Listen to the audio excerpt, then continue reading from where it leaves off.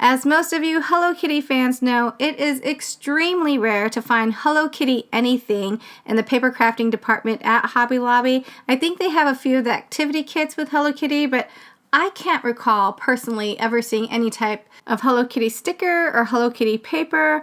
I'm not sure. If I'm wrong, let me know in the comments down below. It was a really great opportunity to test out my vellum paper that I just picked up from Hobby Lobby with, of course, my favorite Sanrio Hello Kitty. So I was able to create this vellum sheet. Again, this was 75% off at Hobby Lobby. The pack comes with 10. It was $1.24, and that is such a great price considering that you can kind of print out anything that you want to and create it into like a nice custom vellum piece.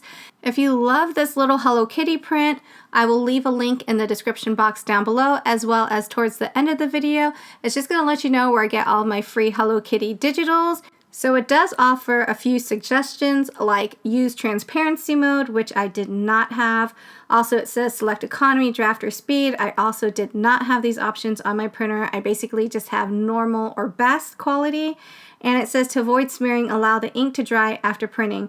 My printer could not register this paper, and as you can see, I wasted 2 sheets on that. Then I remembered from a previous video where I picked up the vellum sheets from the wedding section. I think they were 5x4. Someone had suggested adhering them onto a copy paper, an actual printer paper, and so it was extremely nerve-wracking for me because I had just invested in this really pricey printer, and like there was a good 30-45 seconds where it's printing and I cannot see what's happening. So yeah, it's just kind of like, it's really worrisome because I'm like, yeah, I can get me some 12-cent vellum, but then my printer costs so much more and I did not want to ruin my printer.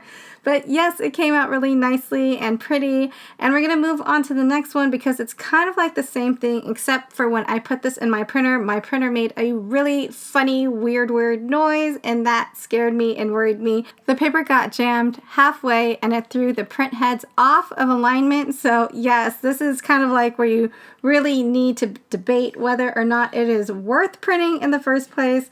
So this one, it did come out really nicely, but still, I think I would kind of just skip on this one. I wouldn't print anything on here. It did turn out really nicely. As you can see, the colors are nice and vibrant. The only thing is, no matter how long I let this dry, it still kind of smears in the back. So what I plan on doing is either running it through some lamination paper or maybe putting like a sticker backing on the back of it so that way it doesn't rub off, the ink doesn't rub off on anything, because I really don't want this getting all over the place. And I did follow all their suggestions on here where it said to print on the rougher side of the page, which I did. For now, this is probably just going to be shaker film, or you can skip the entire making paper yourself and just buy some. They had so many really cute floral packs.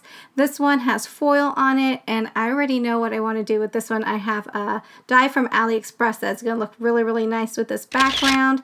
And then, as you can see, these are like my favorites, but there is so much more in all of these paper pads. I'm just going to do kind of like a really quick flip through, and I will show you guys some of my favorite pieces from the actual paper pad. So if anything's going too fast, don't forget to go ahead and just use the pause button.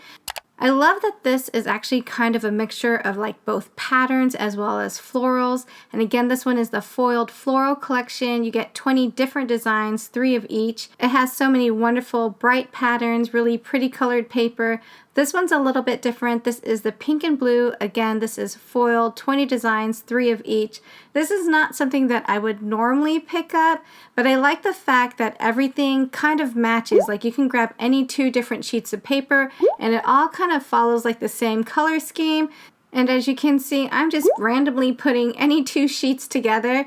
It's really nice if you're building up any type of collection or if you're joining any type of challenge where everything kind of has to have like the same cohesive theme. This would be really great for that. It's really nice that it's a mixture of patterns and florals. So I did have a plan of picking up certain paper pads that I really wanted, but they were not marked down at my store. They were at the store, just not marked down. So I just kind of went with everything every 12 by 12 that had a orange clearance tag on it. I'm not even really sure if they finished the markdowns at the time, so my plan kind of went out the window, and all I did was basically look for whichever ones had, again, that orange sticker on it, and I picked all of them up that were marked down on the 12 by 12s. This is a paper crafting haul for my mom for the most part, but I am seeing a lot of really cute designs in these paper pads, so now it's kind of like a shared haul.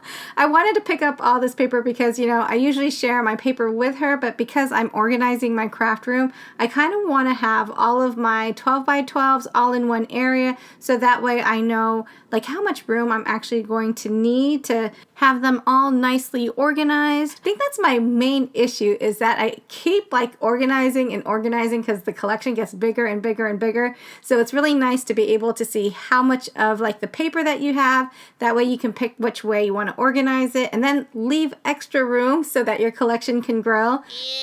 One of the most important points that I failed to realize when I started crafting. So if you're new to crafting, like definitely keep that in mind when you're making and organizing your craft room, is that you are going to continue to buy and buy lots of new goodies. So always have like extra room. So when I redo all of my paper area, I probably want to leave like one whole area completely open with nothing in it, so that way I can fill it up with new items. And that's kind of what I'm doing right now.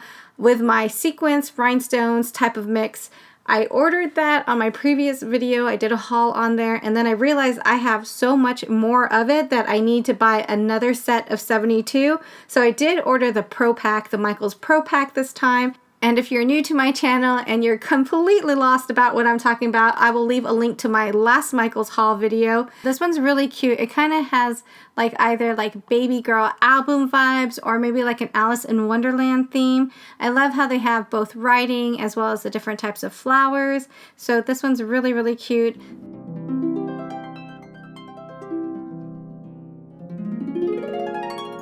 Kind of going back to what I was talking about with Michaels, I did order this Pro Pack, so I'm waiting for that to come in. I also picked up some organizers as well. And so far, this is how I think I might want to organize all of my sequence mix. The organization process is actually really fun because I get to look at a lot of the things that I bought but never really used because they're still in its original packaging. So I'm opening all of those up, and then I'm filling the little jars and bottles, and it's looking really, really pretty. And so yeah, I'm like super excited about it. But the only thing is you really have to take your time with it because you definitely don't want to turn your craft room into a craft project with sequins and glitter everywhere.